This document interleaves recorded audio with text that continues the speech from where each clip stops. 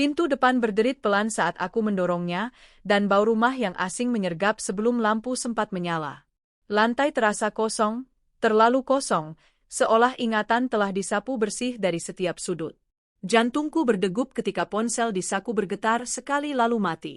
Aku berdiri tanpa alas kaki, koper masih tergenggam, sementara dinding yang dulu ku kenal kini seperti milik orang lain. Ada rasa telanjang, tidak siap, dan dikendalikan oleh sesuatu yang belum tampak. Aku berhenti. Menahan napas. Mendengarkan.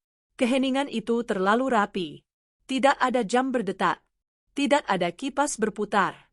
Hanya jejak debu yang terputus di ambang pintu kamar, sebuah detail kecil yang menggeser makna segalanya.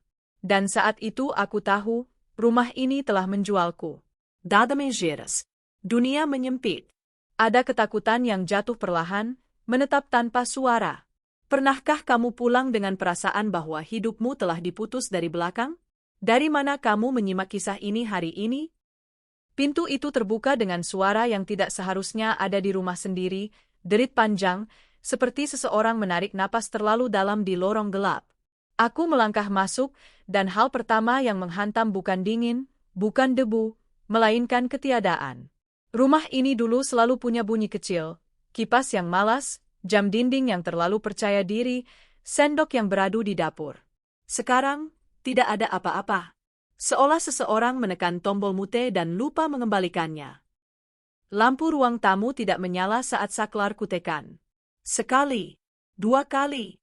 Aku menahan napas, menunggu kilatan kecil, tetapi yang datang hanya klik kosong dari plastik tua. Ponsel di tanganku bergetar sebentar, bukan panggilan masuk, melainkan tanda baterai yang sekarat.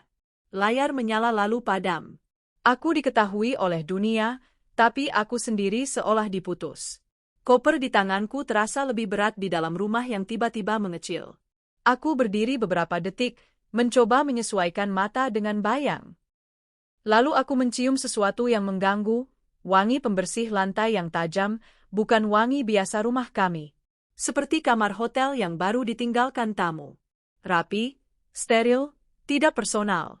Aku menyalakan senter kecil dari jam tangan, garis cahaya menari di dinding. Foto keluarga di dekat televisi, yang seharusnya ada, tidak ada. Rak yang dulu penuh buku, kini hanya menahan debu berbentuk persegi, bekas benda yang baru saja diangkat. Sofa masih ada, tapi sarungnya berbeda. Warna lebih muda, seperti orang yang menyamar dengan pakaian baru. Suaraku otomatis keluar, pelan. Aku sendiri tidak tahu kepada siapa panggilan itu ditujukan. Mungkin kepada rumah, mungkin kepada kebiasaan yang belum sempat mati. Tidak ada jawaban, kecuali gema kecil yang memantul dan kembali padaku dengan bentuk yang lebih dingin. Aku menutup pintu. Bunyi kuncinya mengunci terdengar terlalu jelas, terlalu final. Dan untuk pertama kali, aku merasakan sesuatu yang tidak masuk akal. Rasa bersalah, seperti baru saja melakukan tindakan ilegal di tempat yang seharusnya aku miliki. Aku berjalan ke dapur. Ubin dingin di telapak kaki memaksa tubuh tetap sadar. Di meja makan hanya ada satu mangkuk kosong terbalik, rapi seperti pajangan. Kulkas menyala, lampunya putih, dingin, tapi bagian dalamnya hampir kosong. Hanya botol air mineral, 2 telur, dan 1 kotak kecil obat sakit kepala. Itu pun tersusun seperti seseorang sedang menunggu inspeksi. Di atas kulkas, magnet souvenir yang biasa dipasang istriku hilang. Ada bekas lingkaran yang lebih bersih, seolah benda-benda itu dicabut, lalu debu dibiarkan menutup bekasnya. Aku mengangkat bahu tanpa sadar, mencoba menertawakan diri sendiri. Mungkin aku terlalu lama pergi. Mungkin kami sedang beres-beres. Mungkin, dan kata itu seperti pengaman yang rapuh, mungkin semuanya normal. Namun normal tidak memiliki aroma pembersih yang berlebihan. Aku berjalan ke kamar. Lorong sempit menuju kamar tidur terasa lebih panjang malam ini. Cahaya senter menyapu dinding, dan aku melihat sesuatu yang membuat langkahku berhenti sebentar. Bekas paku yang tercabut, 2 titik kecil di dekat figura pernikahan. Figuranya tidak ada. Bekasnya yang tersisa. Tanganku meraba saku jaket mencari kunci kamar. Kebiasaan. Padahal pintu kamar selalu dibiarkan terbuka. Sekarang pintu tertutup rapat. Aku memutar gagang, Terkunci. Aku menatap pintu itu, seolah menatap orang yang tiba-tiba berhenti mengenaliku. Kenapa dikunci? Bisikku, lebih pada diri sendiri. Aku mencoba kunci utama rumah. Tidak cocok. Lalu aku teringat, ada kunci cadangan di gantungan dekat dapur. Aku kembali, berjalan cepat, merasakan detak jantung naik seperti suara yang berusaha menembus keheningan. Gantungan itu kosong. Tidak ada kunci cadangan. Tidak ada gantungan. Aku berdiri di depan dinding kosong itu, dan ada rasa kecil yang menekan dada. Bukan takut, tapi tersinggung. Seolah rumah ini baru saja mengatakan, kau bukan bagian dari ini. Aku mundur beberapa langkah, menelan ludah. Senter di tangan bergetar halus. Aku mengangkat ponsel lagi, memaksa menyalakan layar, berharap ada sinyal, berharap ada pesan dari istriku yang menjelaskan dengan kalimat sederhana. Tidak ada. Layar hitam. Seperti mata yang menutup dengan sengaja. Aku akhirnya memutuskan keluar sebentar. Udara malam menampar wajah, membawa bau gorengan dari warung ujung gang dan bau tanah basah dari taman tetangga.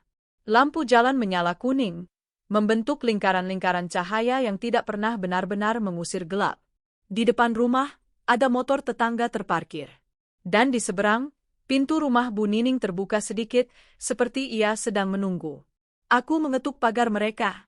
Helen. Lalu sedikit lebih keras.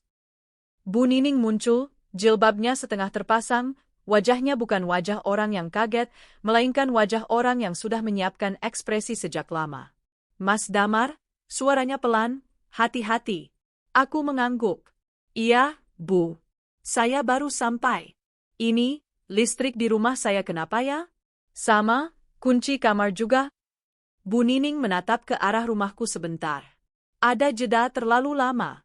Aku melihat bibirnya bergerak seperti ingin mengatakan sesuatu lalu menahannya. Mas, kamu baru pulang sekarang, katanya akhirnya. Baru. Aku mencoba tersenyum, tapi otot wajah tidak mengikuti. Mbak Sari ada? Bu Nining menghela napas pendek. Sari, jarang kelihatan belakangan ini. Jarang? Kata itu menempel di lidahku seperti rasa pahit. Dia kemana? Bu Nining mengkeleng-pelan. Saya nggak enak ngomongnya, Mas. Aku merasakan sesuatu bergerak di belakang tulang rusuk. Desakan yang meminta kepastian. Bu, saya cuma mau tahu. Ini rumah saya, maksud saya? Kata-kata itu berhenti sendiri. Terdengar aneh ketika diucapkan. Rumah saya. Terdengar seperti klaim yang harus dibuktikan. Bu Nining menatap mataku. Aku melihat ketakutan kecil di sana, bukan takut padaku, tapi takut pada konsekuensi setelah berbicara. Ia menurunkan suara. Mas, tadi sore ada orang datang. Bawa mobil. Ada yang bongkar-bongkar, angkut barang. Saya kira Mas sudah tahu. Orang, suaraku retak. Orang siapa? Katanya dari agen. Sama, ada satu laki-laki. Rapi. Baju kantor. Ia menelan ludah. Mereka bilang rumah ini sudah pindah tangan. Kalimat itu jatuh seperti benda keras ke lantai. Aku tidak langsung paham. Otak menolak, seperti menolak air panas menyentuh kulit. Pindah tangan, aku mengulang, kosong.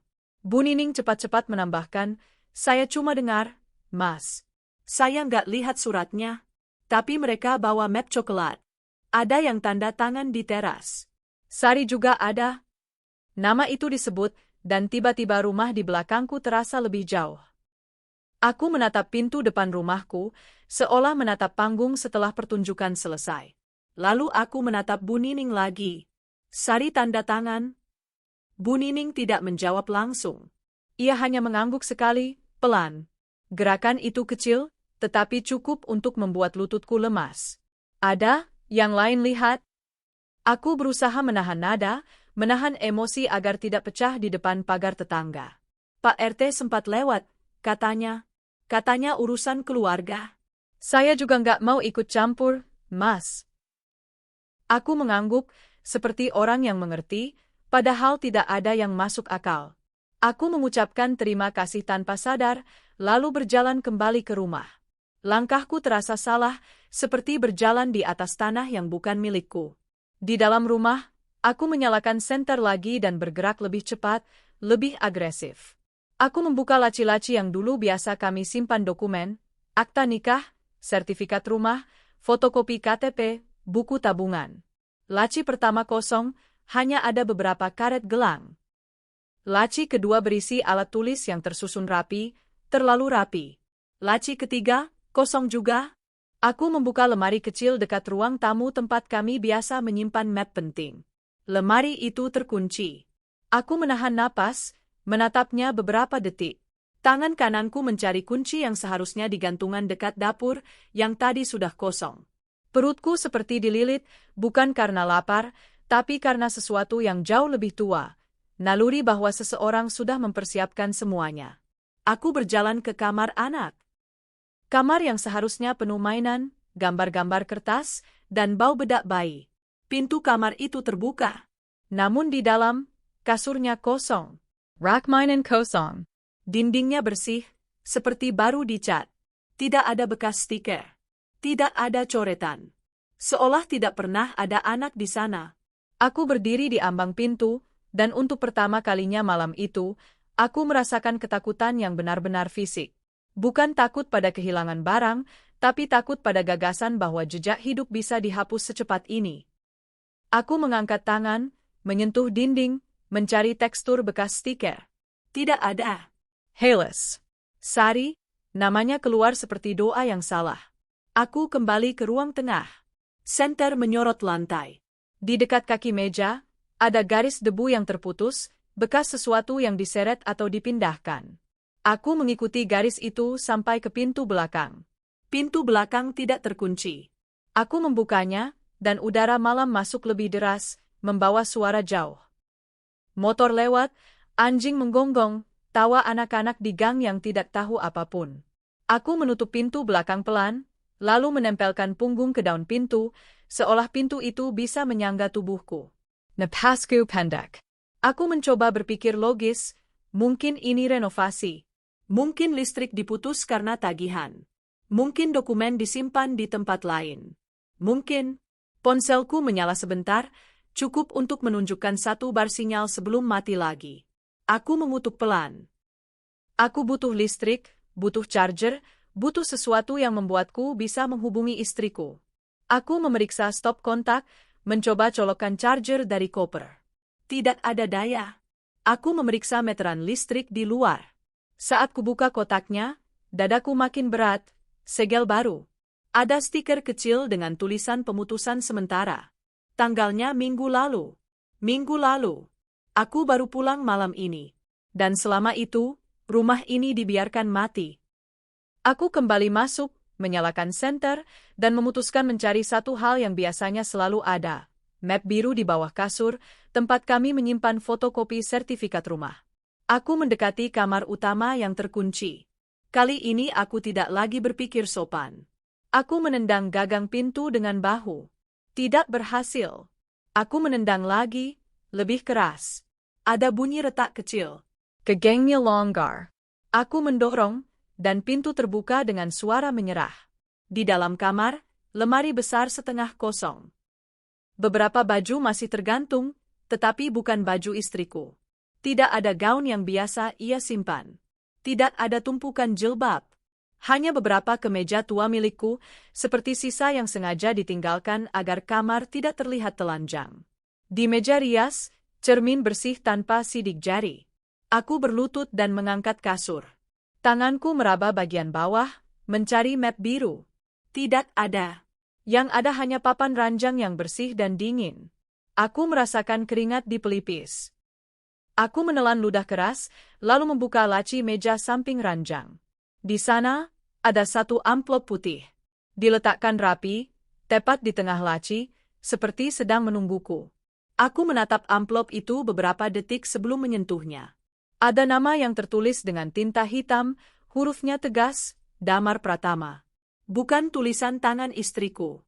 Ini tulisan yang terbiasa menulis untuk keperluan resmi. Tanganku bergetar saat membuka amplop. Di dalamnya ada selembar kertas fotokopi tebal, dengan kop notaris di bagian atas, cap basah yang samar, dan tanda tangan yang seperti pisau. Mataku menyapu cepat, mencari kata-kata yang bisa kupahami sebagai kesalahan. Namun kata-kata itu terlalu jelas, terlalu final. Akta jual beli. Objek, 1 unit rumah, alamat ini, atas nama penjual, Sari Wulandari, dan di bawahnya, ada kalimat yang membuat tubuhku dingin sampai tulang. Penjual menyatakan bertindak atas persetujuan suami. Aku tidak langsung jatuh.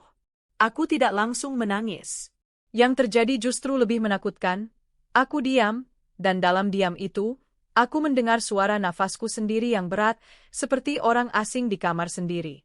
Lalu aku melihatnya, di pojok bawah fotokopi, ada paraf kecil, mirip parafku. Mirip, tapi tidak tepat. Ada garis yang salah. Ada lengkung yang terlalu rapi.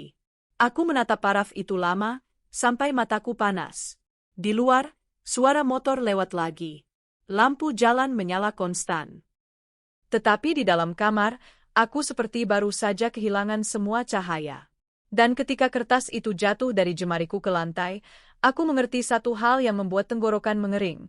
Seseorang sudah menyiapkan akhir cerita ini jauh sebelum aku pulang, dan aku baru membaca halaman terakhirnya sekarang. Kecurigaan mulai mencari arah. Kertas itu tidak bersuara saat jatuh, tapi bunyinya seperti menampar. Aku menunduk, mengambilnya lagi, lalu menatap paraf yang mirip milikku itu sampai garis-garisnya berubah menjadi sesuatu yang hidup, sesuatu yang menertawaiku pelan dari sudut kamar. Di luar, malam berjalan biasa. Di dalam, udara seperti mengeras. Aku duduk di tepi ranjang, punggung tegak, seolah jika aku membungkuk sedikit saja, seluruh tubuh akan runtuh. Tanganku meremas fotokopi itu hingga ujungnya terlipat. Aku memaksa otak bekerja dalam urutan, tanggal, nama notaris, alamat, nominal. Semua tercetak rapi, tidak ada ruang untuk mungkin. Ini salah, aku berbisik, bukan kepada siapapun. Kata-kata itu terasa tipis. Aku berdiri dan membuka lemari lagi, bukan untuk mencari baju, melainkan untuk mencari alasan. Di rak atas, biasanya ada kotak sepatu berisi surat-surat lama, kwitansi renovasi, kartu keluarga, SIM yang kadaluarsa. Kotaknya hilang. Rak itu bersih, seperti tidak pernah memegang beban apapun. Lalu aku ingat sebuah momen kecil 3 bulan lalu, ketika aku masih di luar kota. Sari menelepon malam-malam, suaranya datar, terlalu tenang untuk jam segitu. "Kamu masih lama di sana?" katanya. "Masih." "Kenapa?" "Enggak apa-apa.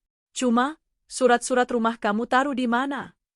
Aku menjawab cepat, "Asal, di lemari, map biru." "Kenapa?" "Ada Jira." Aku masih ingat jeda itu, detik yang terlalu panjang untuk pertanyaan sederhana. "Ya udah," katanya, lalu menutup telepon tanpa basa-basi. Waktu itu aku menganggapnya urusan tagihan atau administrasi. Aku bahkan sempat merasa lega, mengira Sari sedang membereskan hal-hal yang selama ini aku tunda. Aku menutupnya dengan rasa aman yang malas. Sekarang, jeda itu seperti lubang. Aku berjalan ke ruang tamu, menyalakan lagi layar ponsel meski tahu baterainya tinggal sedikit. Aku butuh cahaya dari apapun. Ponsel menyala, 1%, dan notifikasi langsung menumpuk seperti orang-orang yang baru saja keluar dari persembunyian. Pesan lama dari Sari. Tidak banyak. Yang mencolok justru kekosongan, jarak hari-hari di antara pesan, jawaban yang singkat, emoji yang hilang. Dulu Sari menulis panjang untuk hal-hal kecil. Belakangan, ia seperti sedang menghemat kata. Aku membuka chat terakhir. "Kapan pulang?" tulisnya, "seminggu lalu." Aku membalas saat itu, tanggal 3. "Kenapa?" Tidak ada balasan. Aku mengetik cepat sekarang, jari kaku. "Sari, kamu di mana? Ini apa maksudnya?" Tanda centang tidak muncul. Sinyal tidak ada. Ponsel mati lagi sebelum pesan terkirim. Aku mengumpat lirih, lalu menatap ruang yang gelap. Cahaya senter jam tangan menyorot dinding, memantulkan bayanganku sendiri, kepala sedikit menunduk, mata lelah, seperti orang yang baru pulang dari perang yang tidak pernah diumumkan. Aku menahan napas. Mendengarkan. Tidak ada jam berdetak, tapi aku mendengar bunyi lain. Tetesan air dari keran yang tidak tertutup rapat. Tuk, tuk, Tuk. Seakan rumah memberi hitungan mundur. Aku berjalan ke dapur, menutup keran. Sunyi kembali jatuh, lebih berat. Di atas meja makan, ada map plastik bening. Aku tidak melihatnya tadi. Atau mungkin aku melihat tapi otakku menolak mencatat karena terlalu banyak yang harus ditelan. Aku menarik map itu. Di dalamnya ada beberapa lembar fotokopi, KTP Sari, kartu keluarga, dan satu lembar surat kuasa. Nama penerima kuasa, seseorang yang tidak kukenal. Tanda tangan pemberi kuasa, Sari. Di bawahnya, ada kolom, mengetahui, kosong. Yari-yari kudingin. Surat kuasa semacam ini bukan untuk membayar listrik. Ini untuk membuka pintu yang seharusnya tidak bisa dibuka tanpa aku. Suara Bu Nining di luar pagar berputar lagi di kepalaku. Katanya dari agen. Agen. Notaris. Map koklat. Tanda tangan di teras. Semua seperti rangkaian acara yang rapi. Dan di tengahnya, aku, tidak ada. Aku mencoba menenangkan diri dengan logika sederhana. Mungkin ada penipuan. Mungkin Sari dipaksa. Mungkin seseorang mengancam. Tapi setiap, mungkin, terasa seperti memegang lilin kecil di ruangan yang sudah terbakar. Aku membuka dompet. Kartu ATM aku masih ada, tapi aku ingat, 2 bulan lalu Sari meminta foto kartu itu. Buat apa? Tanyaku saat itu lewat telepon. Biar gampang kalau butuh transfer buat anak, jawabnya. Nada suaranya wajar, bahkan sedikit kesal seperti orang yang lelah ditanya hal kecil. Aku kirim foto depan belakang. Aku tidak berpikir 2 kali. Aku suaminya. Kami satu tim. Sekarang kata, tim, terdengar seperti lelucon. Aku duduk di lantai ruang tamu, punggung bersandar pada sofa, kepala menengadah. Dari sudut ini, aku bisa melihat hampir seluruh rumah, rak kosong, dinding bersih, lorong gelap menuju kamar anak. Semuanya terlihat seperti lokasi syuting setelah kru pulang. Yang tersisa hanya set yang lupa dibongkar. Aku memejamkan mata sebentar, memaksa ingatan mundur. Momen lain, 3 minggu sebelum aku berangkat, aku pulang larut. Sari duduk di ruang tamu, tidak menonton apapun, hanya menatap layar ponsel. Ketika aku mendekat, ia menekan tombol mati cepat, terlalu cepat. Kamu ngapain? Tanyaku. Baca. Jawabnya, pendek. Baca apa? Info rumah. Waktu itu aku tertawa kecil. Kita mau pindah? Sorry menggengket bahu. Enggak. Cuma lihat-lihat. Siapa tahu. Aku ingat matanya saat itu. Bukan mata orang yang sedang iseng. Ada sesuatu yang terukur. Seperti orang yang sudah tahu arah, hanya belum mengatakannya. Aku membuka mata. Rumah ini seperti menatap balik. Aku berdiri lagi. Ini bukan saatnya duduk. Tubuhku menolak pasrah. Aku perlu sesuatu yang bisa kupegang, bukti yang bisa mengikat kenyataan agar tidak terus melayang. Aku keluar rumah, berjalan cepat ke pos satpam perumahan. Lampu pos menyala terang, televisi kecil memutar acara larut malam dengan suara rendah. Pak Jaya, satpam yang sudah bertahun-tahun berjaga, menoleh saat aku datang. Wajahnya langsung berubah, seakan ia melihat hantu yang sopan. Loh, Pak Damar, katanya. Aku menahan napas. Pak, saya mau tanya. Minggu lalu ada yang datang ke rumah saya? Pak Jaya mengusap lututnya, gerakan kecil untuk membeli waktu. Ada, Pak. Siapa? Katanya keluarga. Bawa mobil, bawa kunci. Sorry, Ada? Pak Jaya mengganggu pelan. Ada. Sama seorang laki-laki. Yang ini sering datang belakangan. Kata, sering, membuat tengkukku panas. Laki-laki siapa, Pak? Namanya? Pak Yaya menggeleng. Saya nggak kenal. Tapi, mobilnya hitam. Pelatnya luar kota. Aku menelan ludah. Dia masuk rumah? Masuk. Mereka bilang mau cek-cek. Ada tukang juga. Pak RT tahu? Pak Jaya menghela napas, lalu menurunkan suara. RT sempat nanya, tapi Sari bilang sudah izin suami. Kata itu lagi, izin suami. Sila namaku. Aku merasakan dunia sedikit berputar. Aku menahan dengan satu tangan di meja pos. Pak Jaya memandangku, ragu antara kasihan dan takut. Pak, aku berkata pelan, ada catatan tamu? CCTV. Pak Jaya menoleh ke arah monitor kecil di atas, lalu menggaruk kepala. CCTV ada, Pak. Tapi, rekamannya cuma tahan beberapa hari. Kalau lewat, kehapus. Kapan mereka datang tepatnya? Sekitar 10 hari lalu. 10 hari. Rekaman sudah hilang. Seolah waktu ikut bekerja untuk mereka. Aku memaksa diri tetap tenang. Pak, ada nomor agen atau orang itu? Pernah ninggalin kartu? Pak Jaya menggeleng lagi. Lalu, seolah teringat sesuatu, ia membuka laci dan mengeluarkan sebuah kertas kecil yang terlipat. Ini, ada yang jatuh waktu itu. Saya simpan. Mau saya buang, tapi kok? Ia menyerahkan kertas itu. Tanganku menerima, merasakan tekstur kertas tebal seperti potongan dari map. Di kertas itu, ada stempel kecil dan tulisan tangan. Nama kantor notaris, alamat, dan satu nomor telepon. Di bawahnya, ada catatan, jadwal tanda tangan, Sari O. Suami.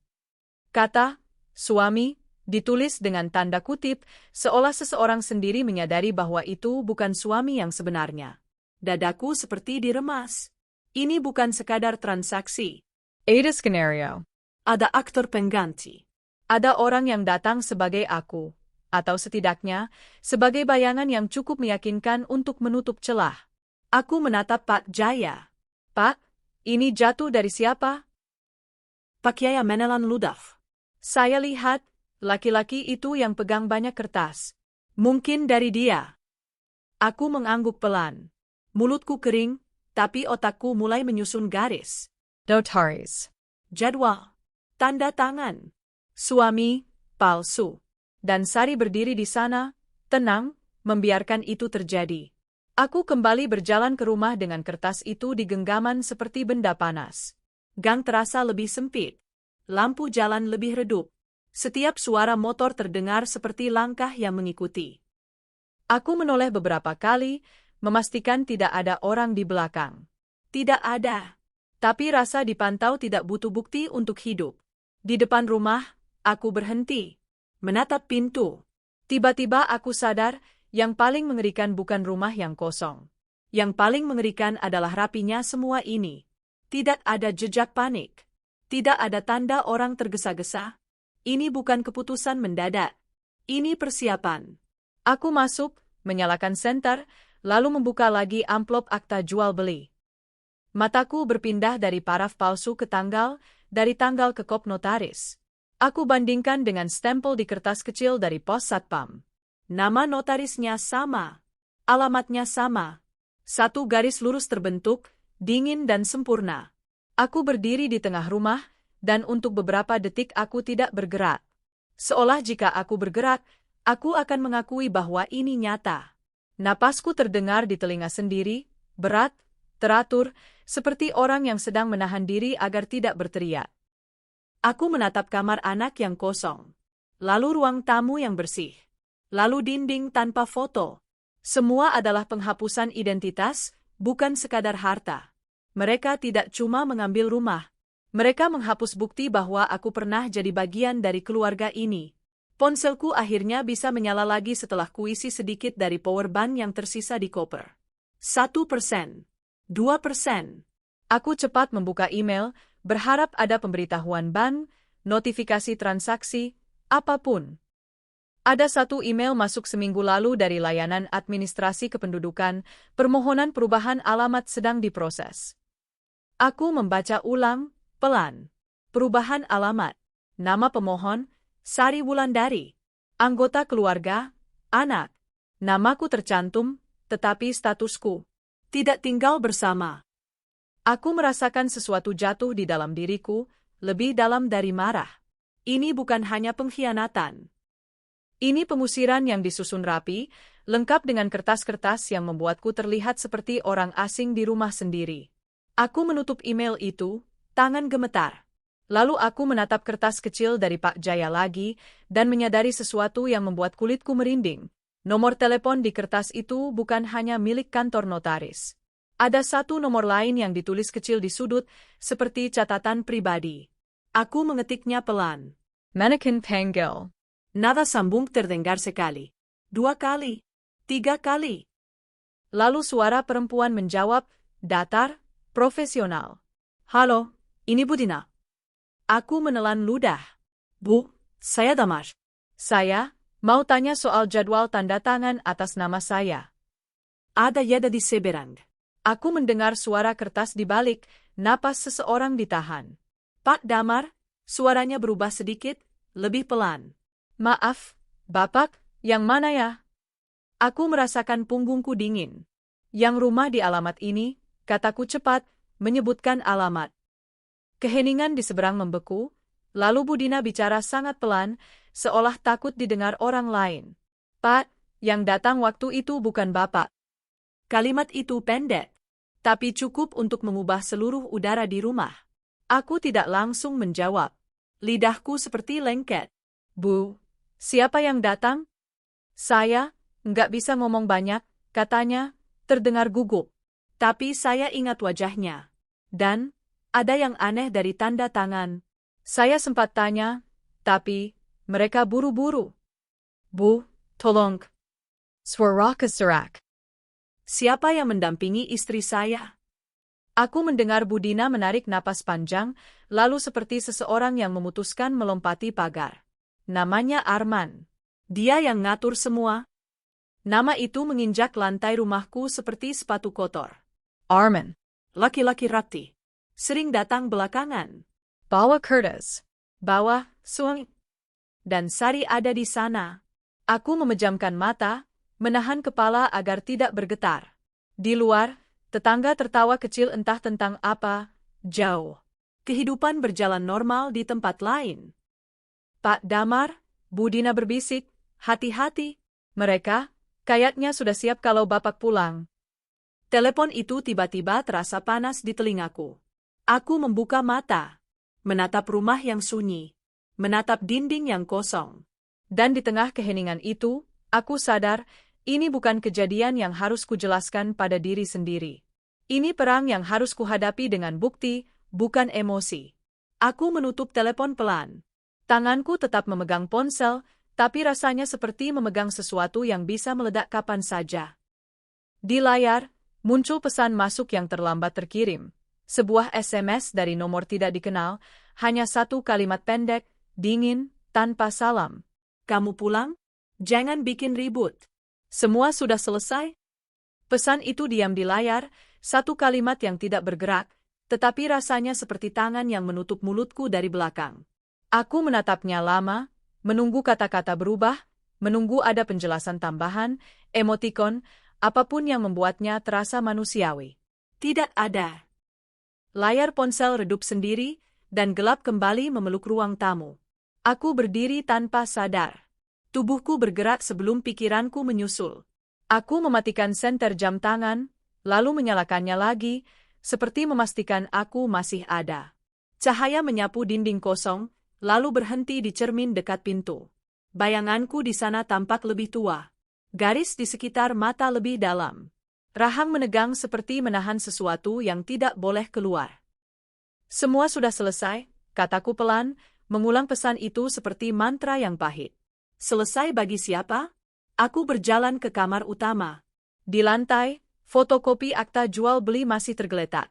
Aku memungutnya, merapikan sudutnya dengan hati-hati yang aneh, seperti merapikan kain kafan.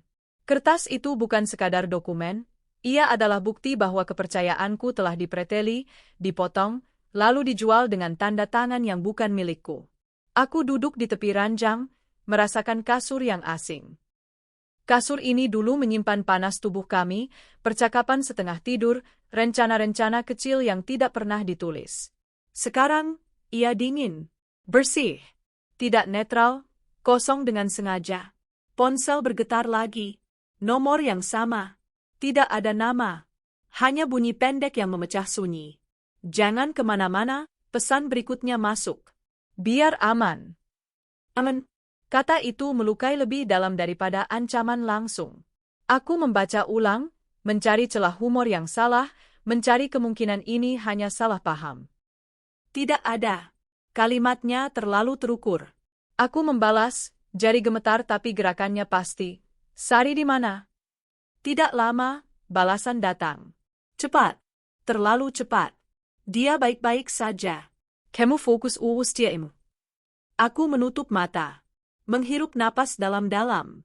Di kepala, gambar Sari berlapis-lapis muncul. Sari yang tertawa kecil saat menumpahkan gula di dapur, Sari yang mengikat rambut sambil mengeluh panas, Sari yang menatap ponsel dan menekan layar terlalu cepat. Semua versi itu bertabrakan, dan yang menang bukan yang paling lembut, melainkan yang paling tenang.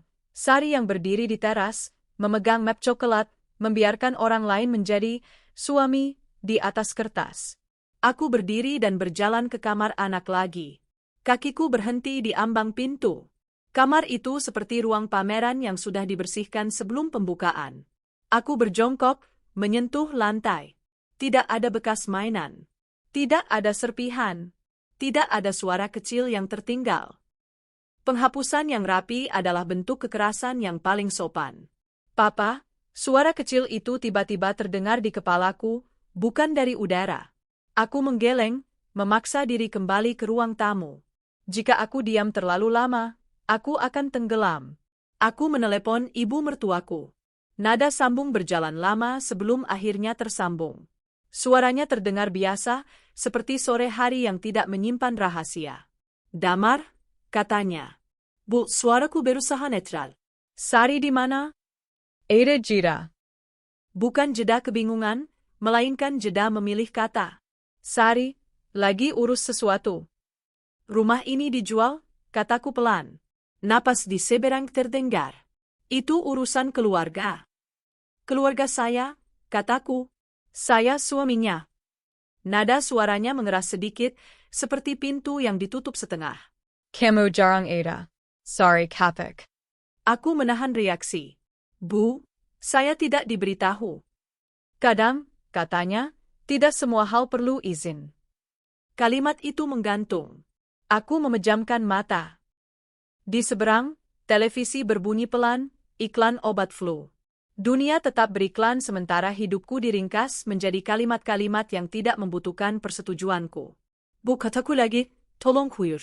Siapa Arman? Nama itu seperti kunci yang diputar di udara. Ada bunyi kecil, ibu mertua menelan ludah. Teman Sari, katanya singkat. Teman apa? Teman, ulangnya. Yang bantu. Bantu menjual rumah saya? Aku mendengar nada suaraku naik, lalu kutekan kembali. Bantu menghapus saya? Damar, katanya, dan untuk pertama kalinya ada kelelahan di sana. Kamu jangan bikin ribut. Semua sudah dipikirkan. Dipikirkan. Oleh siapa? Untuk siapa? Telepon berakhir tanpa pamit. Aku menatap layar yang kembali gelap. Rasanya seperti diusir dari percakapan yang menentukan nasibku sendiri. Aku mencoba menghubungi Pak RT. Nada sambung. Diangkat. Pak, kataku, saya Damar. Oh, jawabnya. Ayah, Damar. Ada apa? Pak, rumah saya dijual tanpa sepengetahuan saya. Ia terdiam sejenak. Saya kira kamu sudah setuju. Tidak. Waktu itu, katanya hati-hati, Sari bilang sudah izin. Ada suami juga? Ada orang lain, kataku. Pak RT menarik napas panjang. Saya hanya berpegang pada keterangan warga. Keterangan warga. Aku tertawa pendek, kering. Pak, tolong. Saya butuh salinan apapun yang ditandatangani di lingkungan. Sulit, katanya. Sudah lewat. Lewat. Seperti semua pintu yang ditutup sebelum aku tiba. Aku menutup telepon. Keheningan kembali. Kali ini, keheningan membawa rasa marah yang tidak berisik. Marah yang duduk rapi, menunggu giliran. Aku mengeluarkan dompet lagi, memeriksa uang tunai. Sedikit. Aku memeriksa tas, mencari apapun yang bisa kugunakan untuk bertahan. Kunci mobil? Mobilku tidak ada di garasi. Aku teringat, 2 minggu lalu Sari bilang mobil dipinjam saudara. Aku mengangguk saat itu, tanpa tanya. Aku membuka aplikasi perbankan setelah ponsel mendapat daya cukup. Riwayat transaksi terbuka. Ada penarikan besar seminggu lalu. Ada transfer ke rekening yang tidak kukenal. Namanya muncul jelas, Arman. Aku menatap layar sampai angka-angka itu berhenti menjadi angka dan berubah menjadi bukti. Tenggengku Jamatar. Bukan karena takut, tapi karena sesuatu yang lebih dingin, kepastian. Aku menelepon Ban. Suara petugas ramah, profesional. Aku menjelaskan cepat, ringkas. Pak, katanya, transaksi dilakukan dengan otorisasi lengkap. Dengan foto kartu saya, kataku. Yang saya kirim ke istri saya? Secara sistem, jawabnya, itu sah. Sah. Dunia ini penuh dengan kata-kata yang sah untuk hal-hal yang paling tidak adil. Aku menutup telepon dan duduk di lantai lagi. Punggung bersandar pada sofa. Aku menatap langit-langit. Ada retakan kecil di sana yang dulu ingin kuperbaiki akhir tahun. Sekarang, retakan itu seperti peta. Aku mengirim pesan ke Sari, satu kalimat saja. Kenapa? Pesan itu terbaca. Centang biru muncul. Tidak ada balasan. Menit berjalan. Aku menghitung napas. Di luar, hujan mulai turun pelan, bunyinya mengetuk atap seperti jari-jari yang meminta masuk. Aku berdiri dan membuka jendela sedikit. Udara basah masuk, menenangkan sekaligus menusuk. Ponsel bergetar lagi. Nomor yang sama. Kali ini, panggilan. Aku mengangkat. Tidak berkata apa-apa. Suara di seberang tenang, laki-laki, rendah. Kamu cepat belajar, katanya. Bagus. Arman, kataku. Ia tertawa kecil. Nama itu sekarang sering kamu ucapkan. Kenapa? Tanyaku. Hanya itu. Karena kamu tidak ada, jawabnya. Dan ada ruang. Aku merasakan rahang mengeras. Ini ilegal. Tidak, katanya ringan. Ini rapi. Di mana Sari? Di tempat yang aman, katanya. Selama kamu juga aman. Aman dari apa? Ada jira. Lalu suaranya turun setengah nada. Dari membuat kesalahan. Aku memejamkan mata. Kamu memalsukan tanda tangan. Kami menyesuaikan keadaan, katanya. Demar Denga. Kamu pulang, lihat rumah kosong, lalu apa? Menanjas? Lapar? Semua jalur sudah disiapkan. Termasuk menghapus saya, kataku. Termasuk memberi kamu kesempatan, katanya. Pergi, mulai lagi. Jangan ganggu.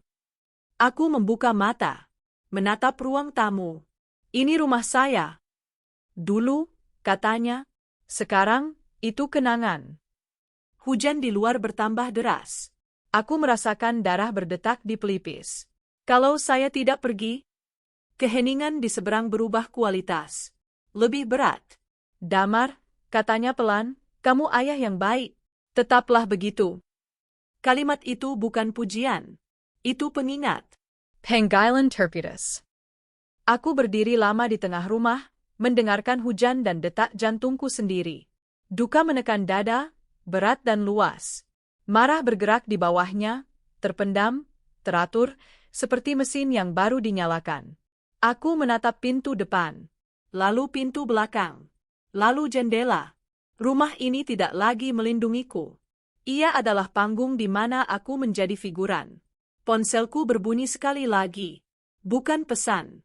Notifikasi lokasi. Seseorang baru saja membagikan lokasiku. Aku tidak ingat mengizinkan apapun. Di layar, titik biru berkedip di alamat rumahku. Aku mematikan ponsel. Menarik napas panjang. Dan di dalam keheningan yang kembali mengeras itu, aku mengerti, kepercayaan telah runtuh sepenuhnya, dan bersamaan dengannya, perlindungan. Bertahan menjadi satu-satunya pilihan.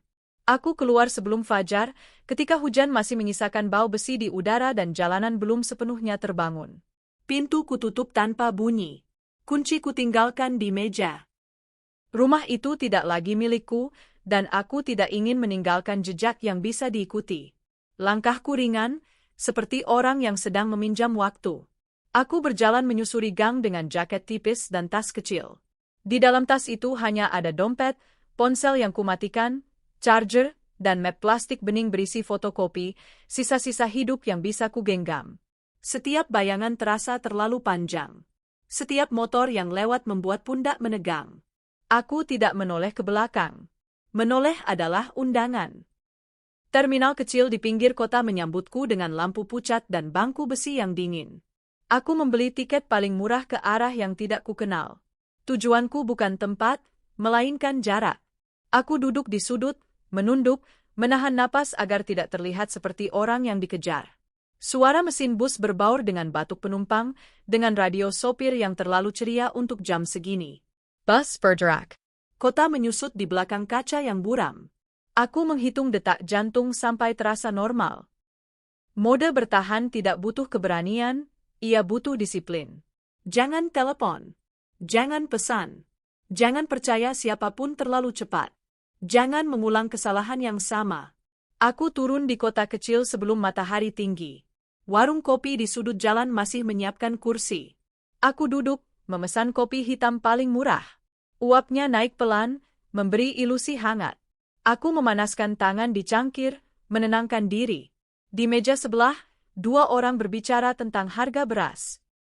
Hidup terus berjalan, tidak peduli siapa yang terbuang. Aku menyalakan ponsel sebentar. Mode pesawat. Aku membuka catatan, menulis daftar singkat, bukti yang ada, bukti yang hilang, risiko. Akta jual beli palsu. Surat kuasa. Riwayat transfer keuangan. Email perubahan alamat. Pesan ancaman. Nama notaris. Budina. Pakyaya. Nama-nama kecil yang bisa menjadi pijakan. Aku mencari tempat tinggal sementara yang tidak bertanya. Losmen murah di belakang pasar menawarkan kamar sempit dengan jendela menghadap tembok. Aku membayar tunai untuk 2 malam. Kunci kamar dingin di telapak tangan. Di dalam, bau kapur barus dan sprei tipis menyambut.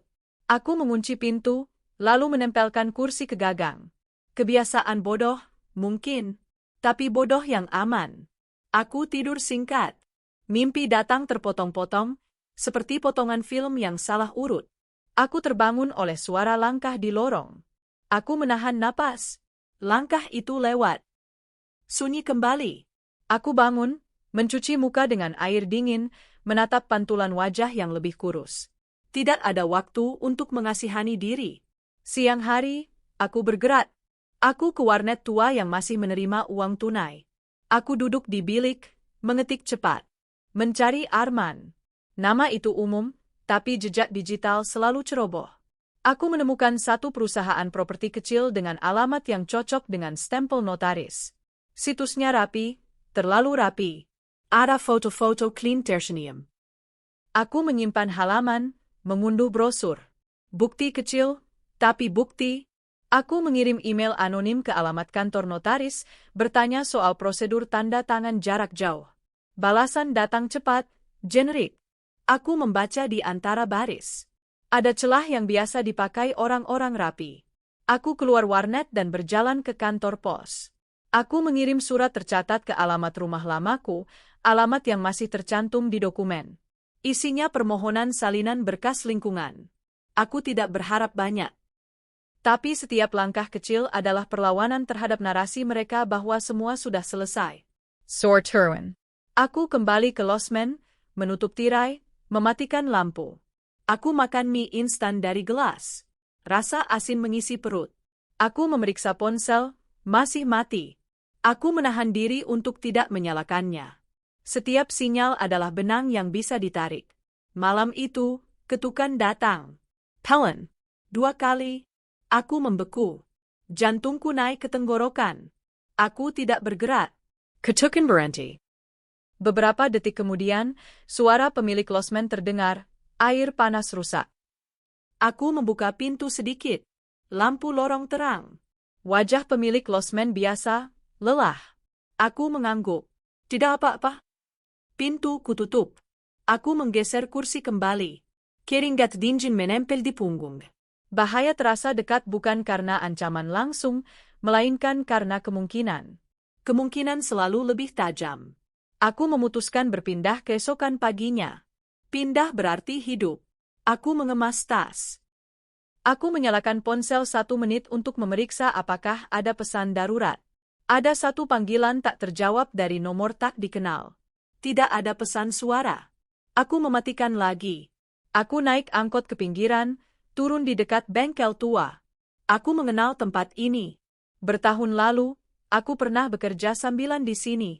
Pemiliknya, Pak Rudi, orang yang bicara sedikit dan mengingat wajah. Aku masuk.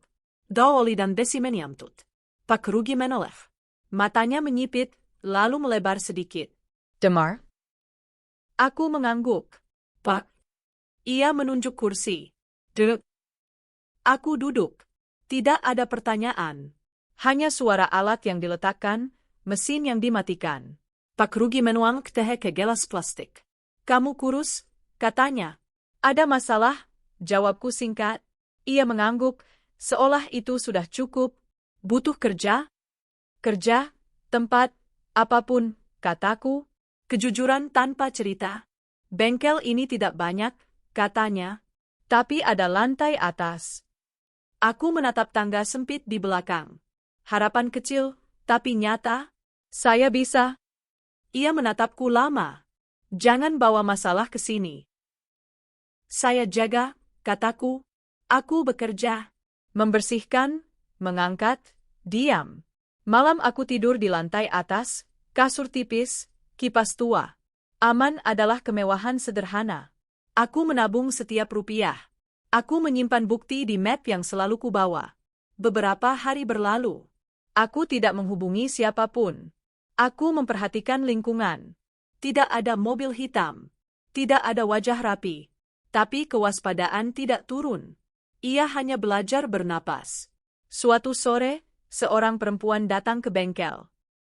Ia menunggu di dekat meja, memegang map coklat.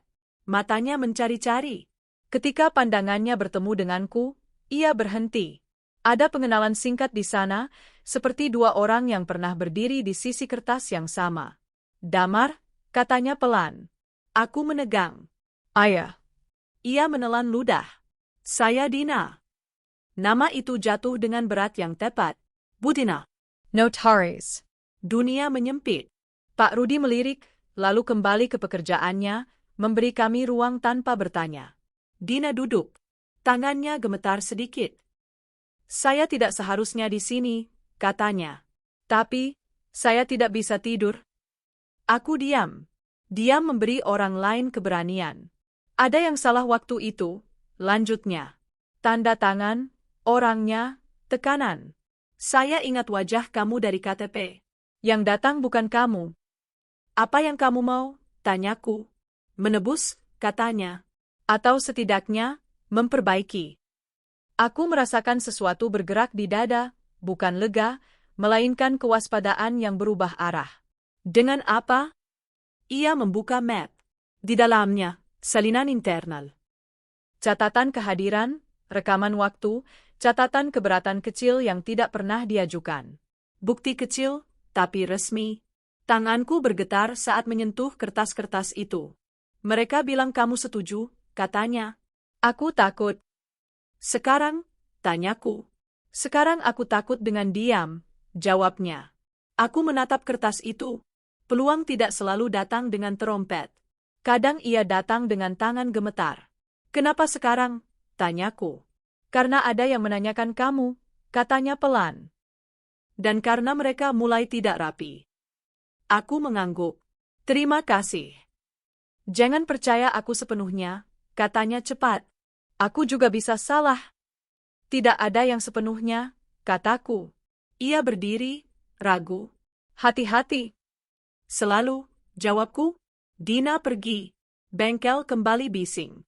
Aku duduk di lantai atas malam itu, memandangi kertas-kertas baru. Bukti kecil bisa membalikkan cerita besar jika disusun dengan sabar. Ponselku bergetar di saku, mati. Aku menyalakannya. Tidak ada pesan. Tidak ada panggilan. Sunyi. Sunyi yang berbeda, bukan kekosongan, melainkan jeda. Di bawah, Pak Rudi menutup bengkel. Ia menatapku.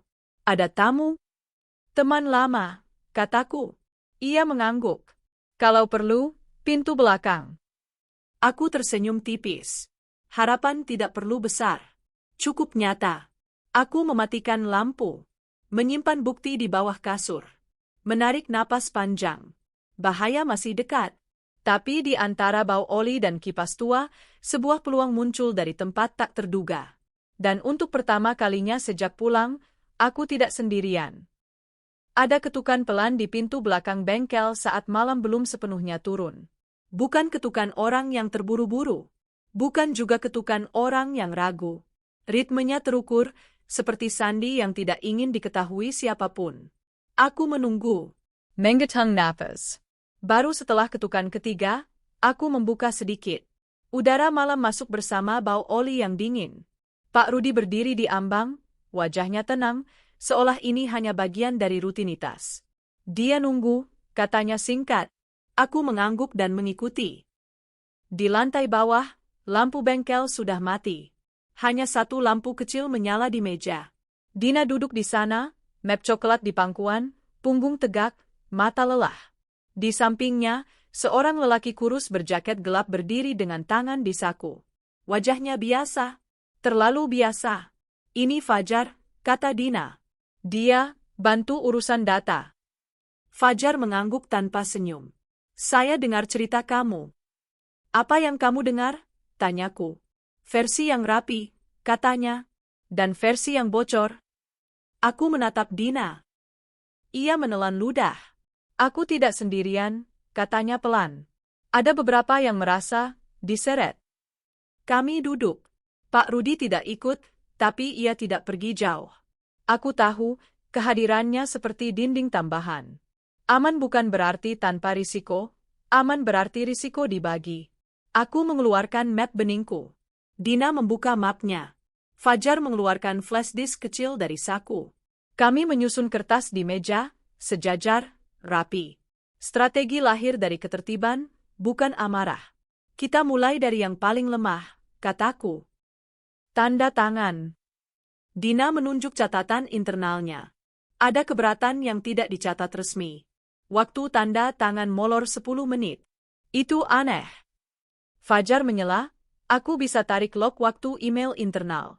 Ada penghapusan. Bisa dibuktikan? Tanyaku. Bisa, katanya. Tapi harus cepat. Waktu. Kata itu menggigit. Aku menatap jam dinding bengkel. Jarumnya bergerak seperti ejekan. Kita tidak lapor sekarang, kataku. Kita rangkai. Dina menggerakkan kening. Kalau terlambat, kalau terlalu cepat, kataku, mereka rapikan lagi. Hening turun. Mesin bengkel berderak kecil, dingin. Aku merasakan harapan rapuh berdiri di antara kami, seperti kaca tipis yang bisa pecah oleh sentuhan yang salah. Kita butuh saksi, kata Fajar. Atau pola. Saksi jarang mau, kataku. Pola lebih jujur. Aku membuka aplikasi perbankan, menunjukkan transaksi ke Arman. Dina menggengak. Ada klien lain yang alirannya mirip. Nama? Tanyaku. Tidak sekarang, katanya. Kepercayaan bertahap. Aku menghargai itu. Kepercayaan tidak bisa dipaksa. Ia tumbuh di ruang sempit, di antara jeda. Kami sepakat pada langkah kecil. Fajar akan kumpulkan metadata. Dina akan amankan salinan legal yang sah. Aku akan diam. Diam adalah senjata yang paling sulit, tapi paling aman. Malam itu, aku tidur ringan. Setiap bunyi terasa dekat. Pagi datang dengan cahaya pucat. Aku bekerja seperti biasa. Membersihkan baut, menggongkot bon. Gerak mekanis menenangkan. Pikiran tetap berjalan di bawahnya, menyusun jalur. Siang hari, Fajar datang lagi. Kali ini tanpa Dina. Ia menyerahkan cetakan, log perubahan alamat IP dari sistem notaris. Ada lonjakan aktivitas di jam yang sama, dari lokasi berbeda. Mereka pakai 2 perangkat, katanya. Terburu-buru. Aku menandai jamnya. Tanggal? 2 hari sebelum kamu pulang. Aku mengangguk. Mereka mengunci pintu. Fajar menatapku. Dan lupa jendela. Kami tertawa pendek. Tertawa yang tidak berisik. Aku menghubungi Bu Nining dengan nomor umum. Suara ketenang. Bu, saya damar. Saya perlu bantuan kecil. Ia ragu. Tentang apa? Pernyataan. Waktu orang datang. Ada Jira. Saya tidak mau ribut. Saya juga, kataku. Saya mau pulang. Kata pulang menurunkan tembok. Saya pikirkan, katanya. Sore itu, Dina mengirim pesan singkat, RT mulai tanya-tanya. Tekanan beralih arah. Aku merasakannya di bahu, seperti tangan yang berpindah. Malam berikutnya, aku menerima panggilan dari nomor tak dikenal. Aku biarkan berdering sekali, 2 kali, lalu kuangkat. Kamu pintar bersembunyi, suara Arman terdengar ramah. Apa maumu? Tanyaku. Menawarkan jalan keluar, katanya. Ini tidak perlu jadi besar. Apa syaratnya? Diam, katanya, dan tanda tangan. Aku menahan senyum. Kamu butuh saya? Ada jeda kecil. Kita butuh damai. Damai adalah kata yang dipakai orang ketika tidak yakin menang. Kirimkan saja, kataku. Saya lihat. Telepon ditutup. Aku menatap layar. Tangan tidak gemetar. Ada jarak sekarang, dan jarak memberi sudut pandang. Keesokan hari, email masuk. Draft perjanjian. Bahasa halus, rapi. Kompensasi kecil. Klausul kerahasiaan panjang. Aku membaca pelan. Ada satu kesalahan kecil, nama notaris tertulis salah di paragraf 3. Kesalahan manusiawi. Atau tergesa. Aku meneruskan ke Dina dan Fajar. Mereka buru-buru, tulisku. Balasan Fajar cepat. Ada retaken. Kami mempercepat. Dina menemui kolega lama, meminta pendapat tertulis. Bu Nining akhirnya mengirim pesan suara, pelan dan bergetar, menceritakan hari itu. Pak Jaya bersedia menulis pernyataan singkat, tanpa nama lengkap. Potongan-potongan itu tidak besar. Tapi mereka saling mengunci. Aku menerima pesan dari Sari untuk pertama kalinya. Hanya satu kata, berhenti. Aku menatap layar lama. Tidak ada kemarahan. Hanya duka yang tenang. Aku membalas, bilang yang benar. Tidak ada balasan. Malam itu, Arman menelepon lagi. Nadanya berbeda. Kamu mau apa? Kebenaran, kataku. Tidak murah, katanya. Tidak, jawabku. Tapi perlu. Ada napas di seberang. Kamu membuat ini sulit. Kamu yang mulai, kataku. Ia tertawa pendek, kering. Kita lihat siapa capek dulu. Telepon ditutup. Aku duduk di lantai atas bengkel, memandangi bukti yang tersusun. Waktu masih musuh, tapi bukan satu-satunya. Aku merasakan sesuatu yang halus bergeser. Bukan kemenangan, tapi ketidakseimbangan di sisi mereka. Pesan masuk dari Fajar, server cadangan tidak sinkron. Ada penghapusan manual. Dina menyusul, notaris minta pertemuan. Sendiri. Aku menutup mata. Menggarap napas. Sekutu di balik bayangan bukan pahlawan, mereka orang-orang yang memilih bergerak ketika diam tidak lagi aman. Aku bangkit. Menyimpan map. Mematikan lampu. Di bawah, Pak Rudi mengangguk tanpa bertanya. Di luar, malam membuka jalan sempit. Di ponsel, satu notifikasi terakhir muncul, email dari Arman, subjeknya pendek, revisi. Aku tersenyum tipis. Tanda kecil bahwa mereka mulai goyah. Tekanan beralih arah. Pagi itu, aku bangun dengan perasaan seseorang telah menggeser furnitur di dalam kepalaku. Tidak ada suara. Tidak ada pesan. Tapi sesuatu tidak lagi berada di tempat semula. Aku duduk di tepi kasur tipis, mendengarkan bengkel di bawah mulai hidup, besi diseret, mesin batuk, pintu besi dinaikkan setengah. Ritme itu menenangkan. Dan di sela ritme itu, aku merasakan retakan kecil di sisi mereka. Ponsel keberjeter. Email masuk. Bukan dari Arman. Dari alamat kantor notaris. Subjeknya singkat, pertemuan. Aku membaca pelan. Diminta datang sendiri. Tanpa pengacara. Tanpa rekaman. Permintaan yang terdengar seperti sopan santun, tapi berbau kontrol. Aku menutup ponsel, menghirup napas, lalu berdiri.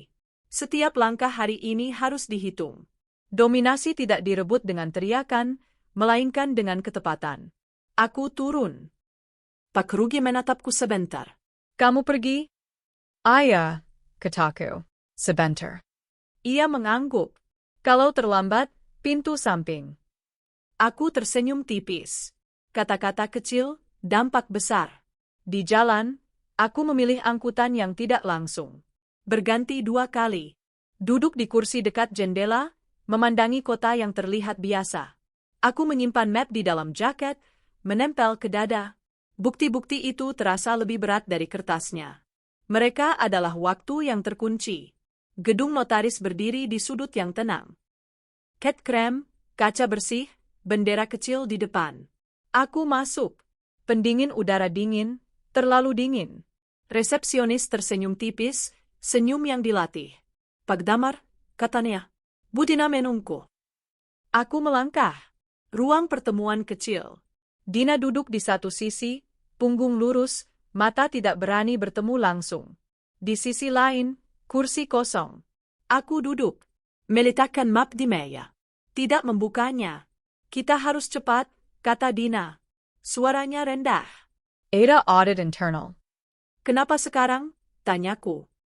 Karena ada laporan anonim, katanya, tentang prosedur. Aku menatapnya. Anonym. Ia mengangguk. Detail. Terlalu detail. Aku tidak tersenyum. Apa yang kamu mau dariku? Waktu, katanya.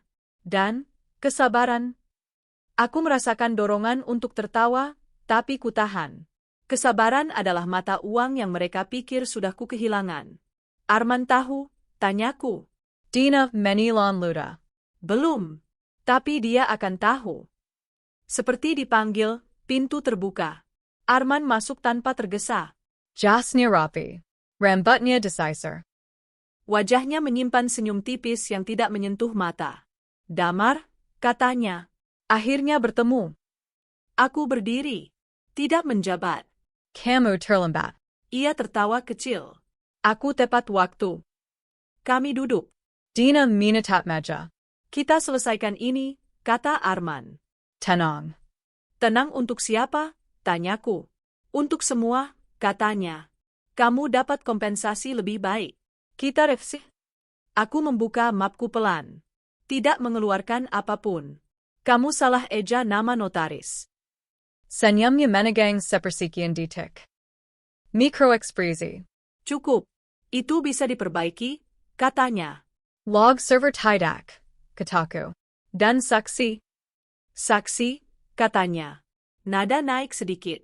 Beberapa, kataku, tidak ingin terkenal. Dina mengangkat kepala. Arman, kita perlu? Diam, katanya cepat, lalu mengubah nada. Maaf? Retakan kedua. Perintah yang terlalu cepat. Kamu menekan orang, kataku. Dan kamu terburu-buru.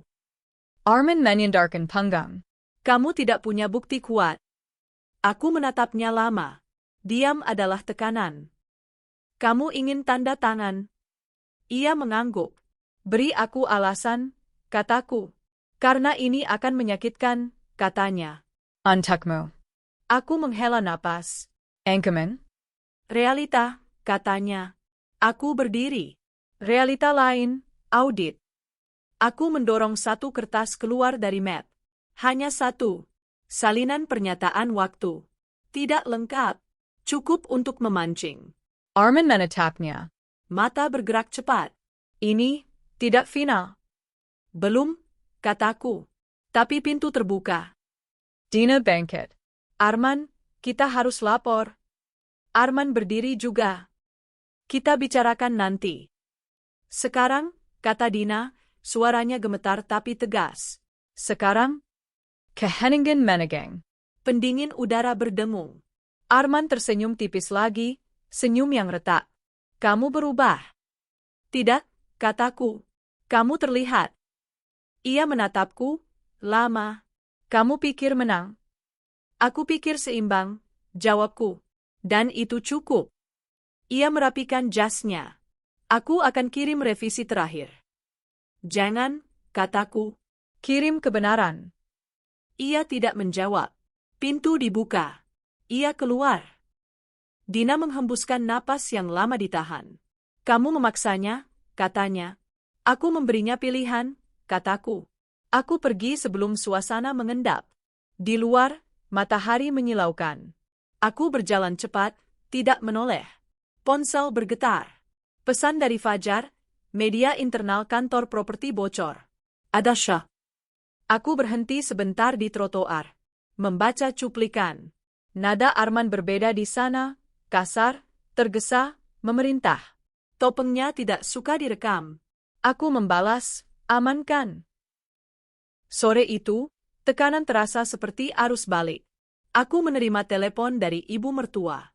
Suaranya tidak lagi keras. Kita perlu bicara. Di mana Sari? Tanyaku. Dia, bingung, katanya. Takut. Takut siapa? Tanyaku. Jira. Kamu terlalu jauh. Aku menutup mata. Aku terlalu dekat dengan kebenaran. Telepon ditutup. Malam datang. Bengkel Sueni. Aku duduk di lantai atas, menyusun ulang bukti. Potongan-potongan kini membentuk garis. Tidak sempurna, tapi jelas.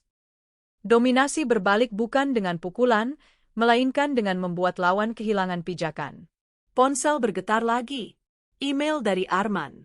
Subjek, kesepakatan terakhir. Aku membukanya. Nada memohon yang disamarkan sebagai profesional. Kompensasi dinaikan. Klausel Karahajan diperketat. Ada satu kalimat baru, para pihak sepakat tidak membawa perkara ke ranah hukum. Aku tersenyum tipis. Mereka menulis apa yang paling mereka takuti. Aku meneruskan email itu ke Dina dan Fajar. Ini. Balasan Dina cepat, ini pengakuan implisit. Fajar menyusul, kita siap.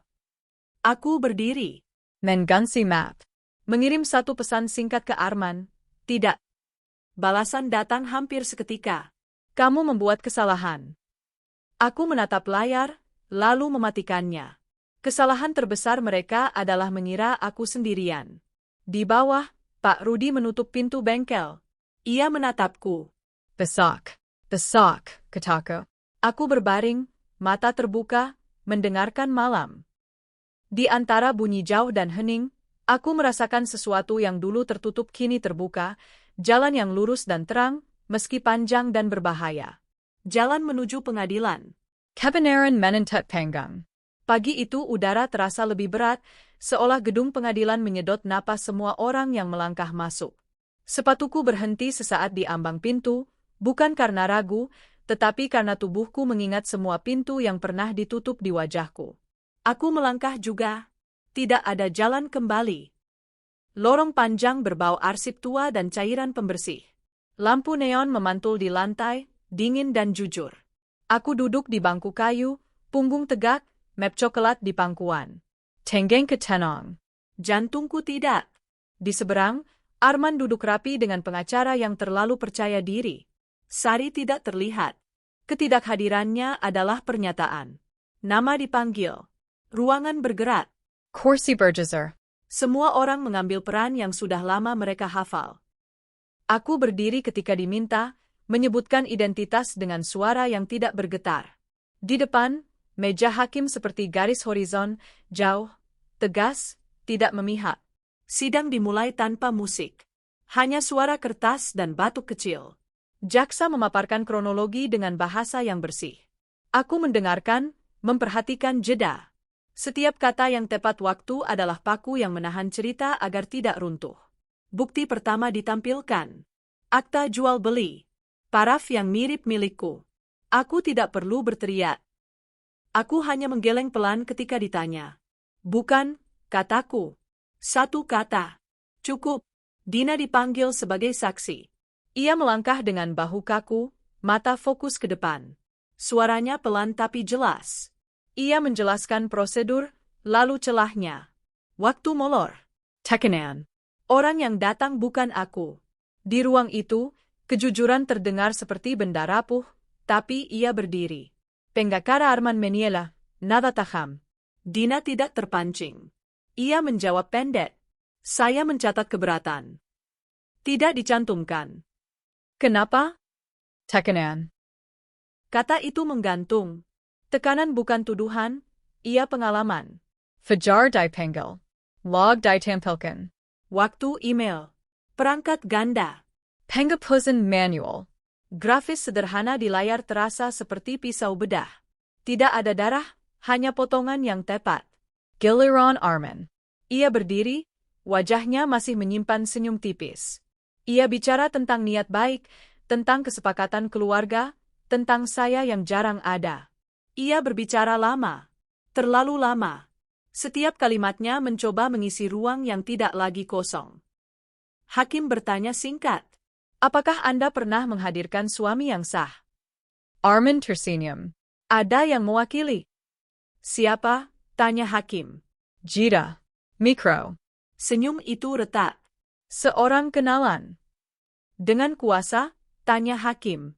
Arman melirik Pengacaranya. Dengan persetujuan istri. Aku berdiri ketika diminta. Yang mulia, kataku, izin bukan tanda tangan. Dan persetujuan bukan pemalsuan. Suasana berubah. Seperti angin yang berbelok.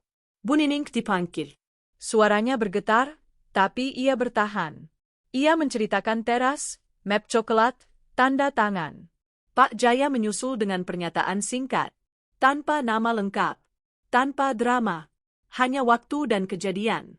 Jaksa membuka email, kesepakatan terakhir. Clausal Karahasan. Kompensasi. Kalimat tentang tidak membawa perkara ke ranah hukum. Di ruang itu, kalimat itu terdengar seperti pengakuan yang lupa menutup pintu. Pengacara Arman Keberatan.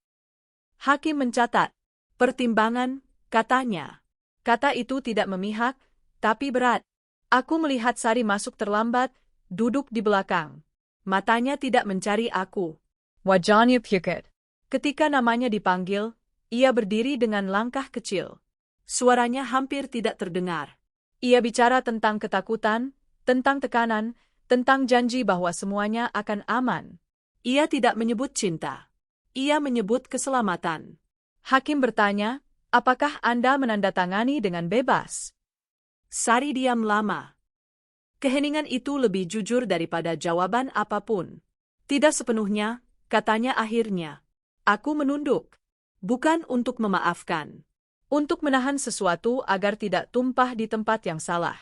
Sidang berlanjut. Lapizan demi lapizan. Manipulasi terurai tanpa perlu marah. Harga pengkhianatan muncul bukan sebagai hukuman instan, melainkan sebagai daftar konsekuensi yang tidak bisa dinegosiasikan. Hakim menutup pembuktian. Putusan akan dibacakan, katanya, pada waktu yang ditentukan. Palu tidak diketuk. Justru itu yang membuat ruang terasa kosong. Orang-orang berdiri, berbisik, keluar. Aku tetap duduk beberapa detik, merasakan bangku kayu di punggung. Martabat tidak kembali dengan tepuk tangan. Ia kembali dengan berdiri tanpa menunduk. Di lorong, Arman melewatiku. Tidak ada senyum. Kamu puas? Katanya pelan. Belum, jawabku. Ia mengangguk tipis, seperti orang yang akhirnya memahami batas. Aku keluar gedung. Matahari siang menyilaukan. Aku berdiri di tangga, menarik napas. Ponsel Keberjeter. Pesan dari Dina, kita sudah sejauh ini. Aku membalas singkat, terima kasih. Sor Turun Perlahan. Aku berjalan tanpa tujuan, membiarkan kota menyerap ketegangan. Di halte, aku duduk, mendengarkan pengumuman yang terlambat. Dunia kembali ke ritmenya. Aku tidak. Malam datang. Aku kembali ke bengkel. Pak Rudi menatapku, bertanya tanpa kata. Aku mengangkat bahu. Menunggu. Ia menuangkan teh. Kami duduk diam. Kipas berputar lambat. Di antara bunyi itu, aku menyadari sesuatu. Keberanian tidak selalu keras. Kadang ia hanya kemampuan untuk menunggu tanpa lari. Ponsel Kemenyala. Notifikasi pengadilan, jadwal putusan. Tanggal, jam. Aku membaca, lalu mematikan layar. Keputusan akhir menunggu. Aku berbaring, mata terbuka, mendengarkan malam menyelesaikan tugasnya. Sunyi setelah badai tidak pernah benar-benar sunyi. Ia penuh gema. Dan di dalam gema itu, aku menunggu. Palu itu akhirnya berbunyi, satu kali, pendek, seperti napas yang dilepaskan setelah ditahan terlalu lama. Aku tidak langsung berdiri. Aku duduk, merasakan getaran kecilnya merambat ke bangku kayu, ke tulang punggung, ke tempat-tempat yang selama ini tegang tanpa kusadari. Putusan dibacakan dengan suara datar. Kata-kata hukum yang tidak puitis. Tapi di sela kalimat-kalimat itu, ada satu makna yang jelas, kebenaran diakui. Di luar ruang sidang, matahari tidak berubah. Orang-orang berlalu lalang dengan langkah biasa. Dunia tidak memberi tanda khusus ketika hidup seseorang berbelok. Aku melangkah keluar, berhenti di tangga, menghirup udara. Rasanya tidak manis. Lega tidak selalu manis. Kadang ia pahit, seperti obat yang akhirnya bekerja. Arman lewat di kejauhan, diapit pengacaranya. Tidak ada tatapan. Tidak ada salam. Wajahnya menutup seperti pintu yang dikunci dari dalam. Sari berdiri beberapa meter di belakang, ragu, lalu mendekat. Kami berhadapan tanpa menyentuh. Maaf, katanya. Suaranya kecil. Aku mengangguk. Aku dengar. Itu saja. Tidak ada janji. Tidak ada penjelasan panjang. Beberapa kata cukup untuk menutup luka agar tidak terus terbuka. Ia menunduk, lalu pergi. Aku menatap punggungnya sampai menghilang di balik pintu kaca. Kehilangan diakui, bukan disangkal. Itu bentuk hormat terakhir yang bisa kuberikan pada masa lalu. Aku kembali ke bengkel sore itu. Pak Rudi menyambut dengan anggukan yang sama seperti biasanya, seolah hari ini tidak berbeda. Di lantai atas, aku duduk di kasur tipis, membuka map, lalu menutupnya lagi. Bukti-bukti itu sudah tidak perlu dijaga seperti sebelumnya. Mereka telah melakukan tugasnya. Beberapa minggu berikutnya berjalan pelan. Aku menyewa kamar kecil dekat bengkel. Dindingnya tipis. Jendelanya menghadapkan. Setiap pagi, suara pedagang lewat menjadi jam alarm. Aku bekerja, menabung, mengurus dokumen yang harus dipulihkan. Setiap tanda tangan kubaca 2 kali. Setiap email kusimpan. Kewaspadaan menjadi kebiasaan, bukan ketakutan. Aku bertemu Dina sekali lagi di kafe kecil. Ia tampak lebih ringan. Aku akan pindah, katanya. Mulai baru. Semoga tenang, kataku. Ia tersenyum. Terima kasih sudah memaksa aku jujur. Aku mengangguk. Kejujuran jarang lahir dari kenyamanan. Fajar mengirim pesan singkat, kasus lain terbuka. Aku membalas, hati-hati. Kami tidak bertemu lagi. Sekutu tidak harus dekat untuk tetap berarti. Aku kembali ke rumah lama satu siang. Bukan untuk tinggal. Untuk menutup. Pagar masih sama. Dinding masih bersih. Aku berdiri di depan pintu, mengingat malam pertama aku pulang dan menemukan ketiadaan. Aku tidak masuk. Tidak perlu. Beberapa tempat cukup dilihat dari luar agar tidak menyisakan hantu. Aku berjalan ke taman kecil di dekat situ. Anak-anak bermain. Tawa mereka ringan. Aku duduk di bangku, membuka botol air, meneguk perlahan. Aku mengirim pesan ke nomor Sari yang masih kusimpan, aku akan hubungi soal anak lewat jalur resmi. Ia membalas singkat, baik. Batas ditegakkan. Dengan tenang. Malam-malamku kini sunyi dengan cara yang berbeda. Bukan sunyi yang mengancam, melainkan sunyi yang memberi ruang. Aku membaca. Aku menulis catatan kecil tentang hari-hari yang berjalan. Tidak untuk siapapun. Untuk diriku sendiri. Luka yang ditulis menjadi pelajaran, bukan racun. Suatu malam, hujan turun pelan. Aku membuka jendela sedikit, membiarkan bau tanah masuk. Aku menutup mata, mendengarkan tetesnya. Tidak ada langkah di lorong. Tidak ada ponsel bergetar dengan ancaman. Ada jeda yang layak dinikmati.